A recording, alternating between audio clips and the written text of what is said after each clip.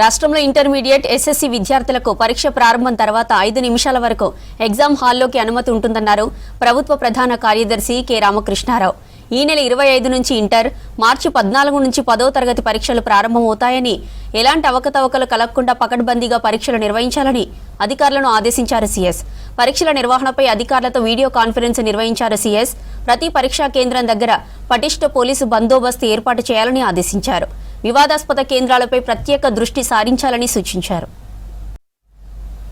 రాష్ట్రంలోని అన్ని ఎగ్జామ్ సెంటర్లలో తాగునీరు, విద్యుత్, టాయిలెట్ సౌకర్యాలు కల్పించాలని అధికారులను ఆదేశించారు రామకృష్ణారావు. సీసీ కెమెరాలు తప్పనిసరిగా ఏర్పాటు చేయాలన్నారు. ప్రతి కేంద్రంలో ఒక ఏఎన్ఎం, ఫస్ట్ ఎయిడ్ కిట్ అందుబాటులో ఉంచాలని ఆదేశించారు. పోలీసు, రెవెన్యూ తదితర శాఖల అధికారుల సమన్వయంతో పనిచేయాలన్నారు. విద్యాశాఖ అధికారులు కాకుండా ఇతర శాఖల అధికారులతో సిట్టింగ్ స్క్వాడ్, ఫ్లయింగ్ స్క్వాడ్లను ఏర్పాటు చేయాలని సూచించారు. పరీక్షా కేంద్రాల్లో సెల్ ఫోన్లు, ఇతర ఎలక్ట్రానిక్ గ్యాడ్జెట్లను అనుమతించడం లేదన్నారు విద్యాశాఖ కార్యదర్శి యోగిత. పరీక్షా కేంద్రం చీఫ్ సూపరింటెండెంట్కు మాత్రమే ఎమర్జెన్సీ పరిస్థితుల్లో ఉపయోగించడానికి సెల్ ఫోన్ అనుమతిస్తున్నట్లు తెలిపారు.